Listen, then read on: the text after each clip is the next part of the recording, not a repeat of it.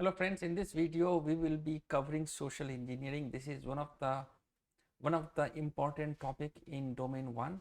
It's not the most important topic in domain 1 when it comes to the questions being asked in exams, but definitely this is something which is quite relevant to the real world, and it's fun and interesting. So let's quickly look into this topic and see what takeaways are there for CISSP exams.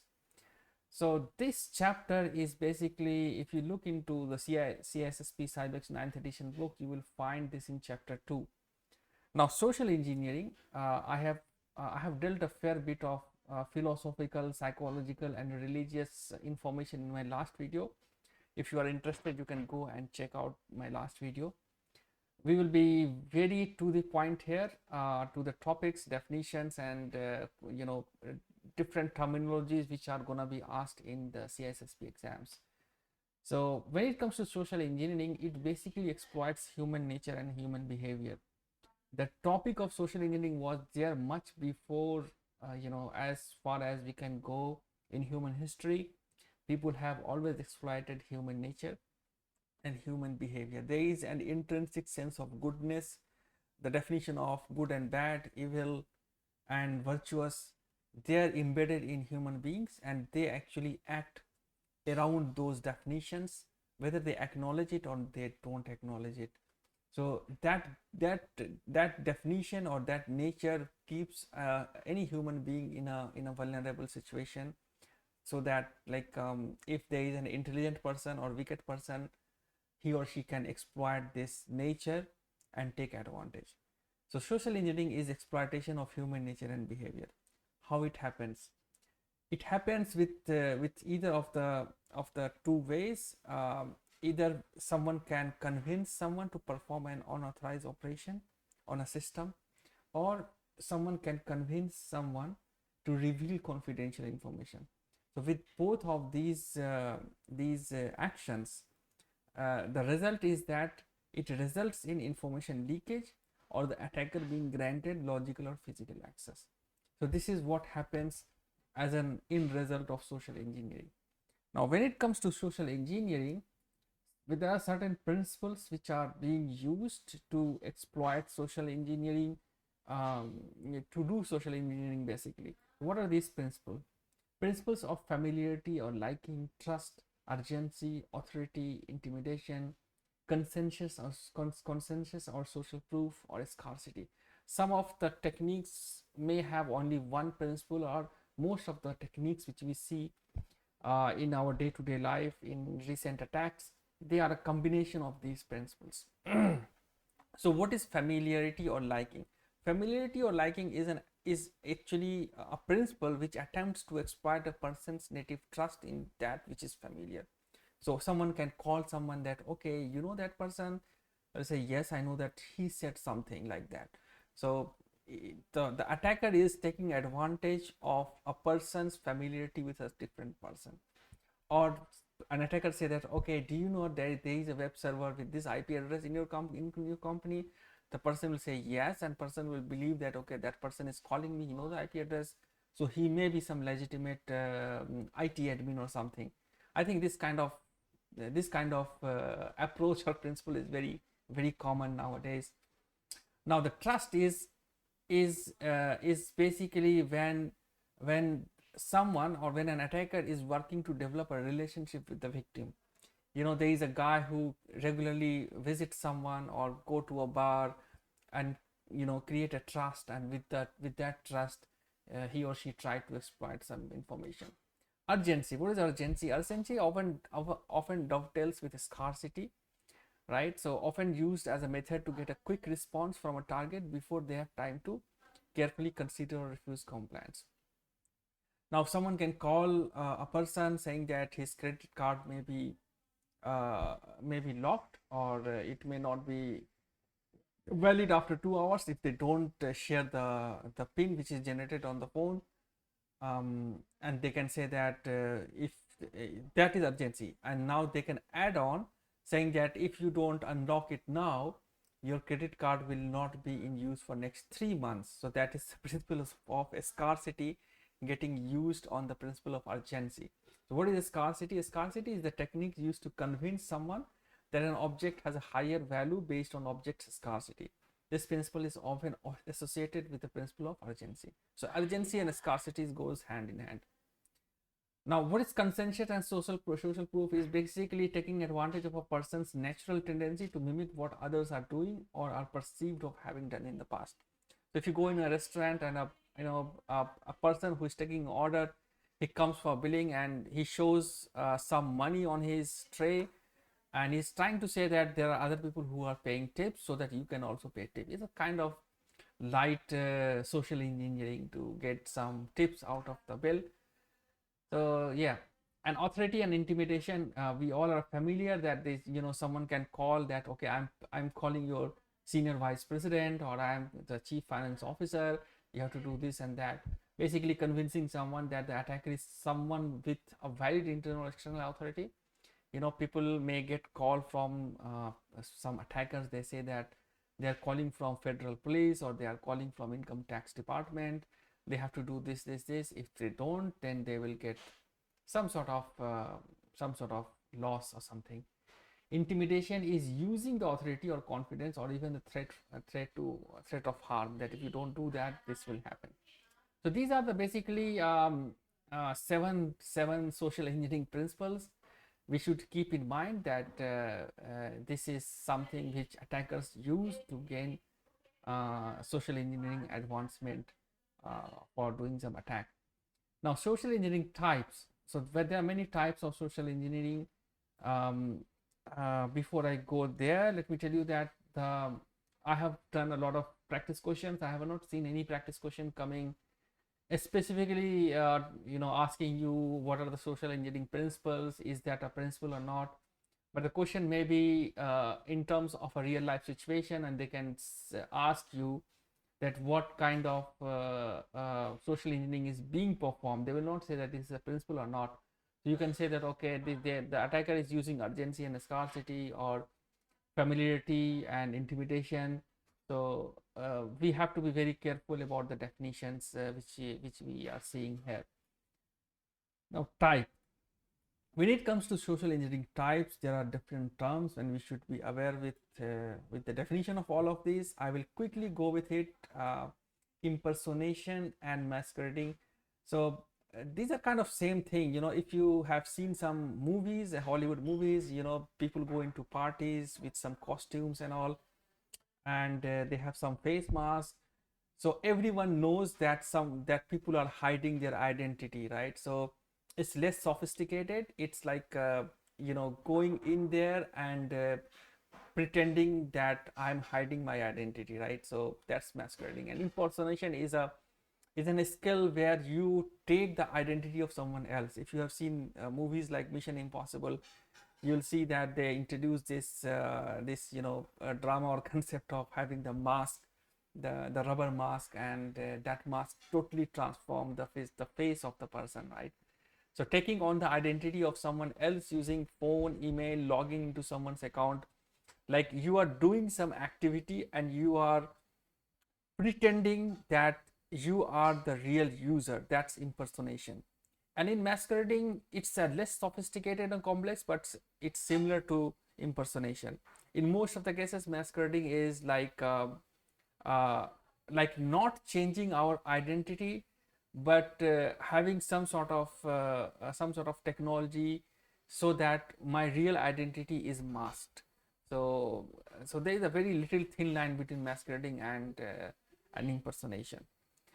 What is tailgating and piggybacking? Tailgating is unauthorized entity gains access under the authorization of a valid worker, but without their knowledge. So if I am going in a building, someone swiped in the card, and I just followed that guy before the gate can be closed. That's tailgating, because the person whose access I am using, he's not aware of it.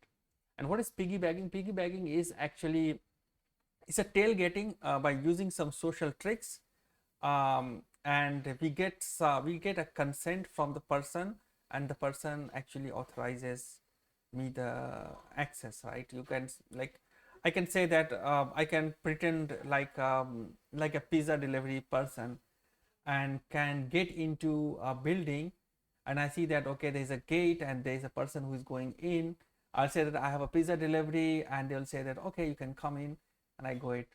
So yeah, I can remember a movie called Blue Streak. There I saw this kind of thing in the very first part of the movie. Yeah, so this is piggybacking, that you trick someone and you get the consent, illegal consent. Okay, dumpster diving is basically going into the garbage bin and searching for information. Identity fraud and theft is basically the next level of impersonation. So someone wrongfully obtains and uses other person's personal data in some way that involves fraud or deception, typically for economic gain. That's identity theft, right? So stealing is an identity theft, using identity hijacking, and claiming is identity fraud. So these are the small differences we should know. Typo squatting is mistyping, to redirect to a malicious destination. So you have a website called, like I have a website called CISSP So CISSP made easy, and they can put an S after that, or they can just use some other name which sound like this. That's typo squatting. And people will type it and they will redirect it to that malicious website. URL hijacking is displaying a link or ad which redirects the user. It's like cross-site scripting or something. Clickjacking is to redirect users' click or selection to a malicious target used to perform phishing, hijacking, and on-path attacks, right? So these are the kind of typo squatting. Influence campaign is to attempt to influence campaigns basically attempts to guide, adjust, or change public opinion. This is very relevant in political space.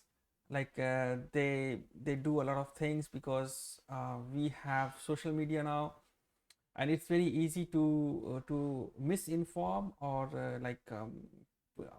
give false information to people, and we can influence public opinion, and this influence of public opinion can be capitalized by business, politicians, industry, anything. Basically, if you look carefully, every advertisement is a kind of influence campaign.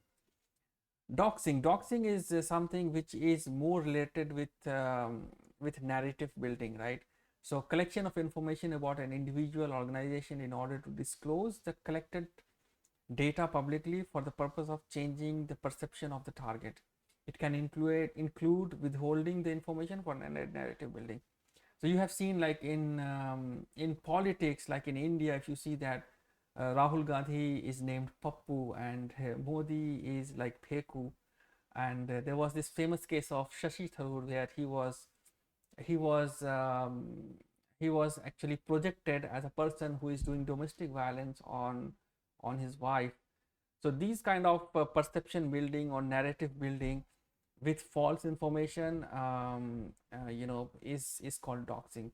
By the time people actually know the truth, the the devil actually has worked in background, and people who wanted to get benefit out of this perception change or narrative building, they get the benefit, right? So that's called doxing. Smishing is very evident. It's SMS phishing. If you send some spam over instant messaging, is also called spam.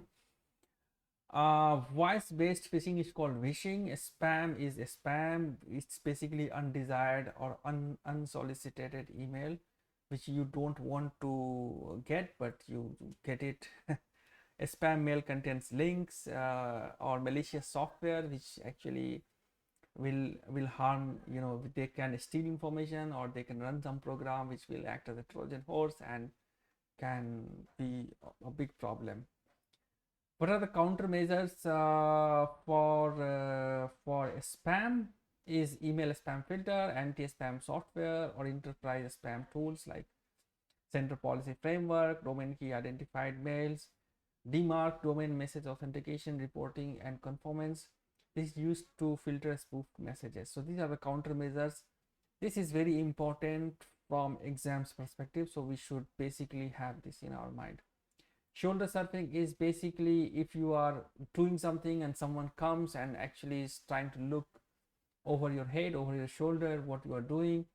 This is called shoulder surfing. How we safeguard it? We safeguard using password field masking, skin filter vigilance, and awareness. Basically, awareness is the key of all the problems. Is the common denominator of all the solutions. Invoice scams is like false invoices, often followed by strong inducements to pay, involved business email compromise as well. Nowadays, this is very popular social engineering type.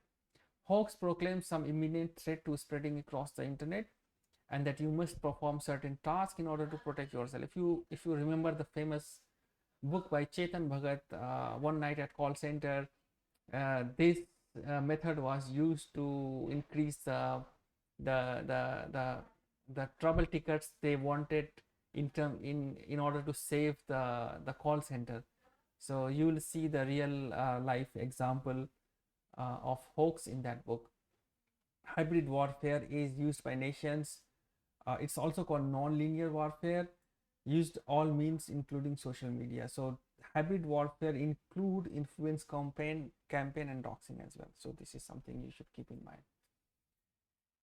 Eliciting information is basically gathering information from system or people. It's an offline thing people do, and that information can be used in variety of ways. They can be used for phishing, spam, invoice scam, hoax, hybrid warfare, doxing, influence campaign, all of the places this can be used. Prepending is like you get an email with RE or FW, right? So you think that, okay, this is an email which I'm getting because I sent some email, right? And this is called prepending. Adding of a term, expression, or phrase used to fool filters, IDS, firewalls, and anti-malwares. So this is also, I have seen personally on my Gmail, there are many prepending spam emails coming in. Phishing is stealing credential or identity information, installing malware. The way phishing vector work is either from smishing, wishing, spam, all of these three, smishing, wishing, and spam, carries phishing information, right? So it's driven by download. Drive-by downloads is a malware that installs itself without the user's knowledge. When a user visits a website, takes advantage of vulnerabilities in browser or plugins. So this is called drive-by downloads. This is just a term we should know when it comes to phishing, right? So in any question, if there is a term phishing and and in option you get drive-by downloads or drive-by downloads and phishing, then you know that these two things go together. Spear phishing is phishing message crafted to a specific group of individuals, and business email compromise. CEO fraud or CEO spoofing seems as it originated from CEO or other top office in the organization. So this is also BEC is also a spear phishing. Whaling is basically a spear phishing targeting specific high-level individuals like CEO, C-level executives. Attacker does significant research and planning while they do whaling. Smishing is SMS phishing, spam over internet messaging. I already said that the phishing is actually stealing credential, but the vectors could be SMS, voice phishing, or spam. Baiting is basically attacker drops USB stick, disk, wallet, etc., and hope someone will pick it up and follows the step, right? So this is I think there was one attack on Iranian nuclear plant using this method. The example is there in the book. I think if you like, you can go and check more details. How do we stop this? Basically, if you look into the social engineering driver, which is exploiting human nature and behavior, the answer of how we protect it lies in this human nature and behavior. So basically, we do something which modifies users' behavior. So behavior modification is ultimately the answer. And how we do it using security awareness, education, and training. What is awareness?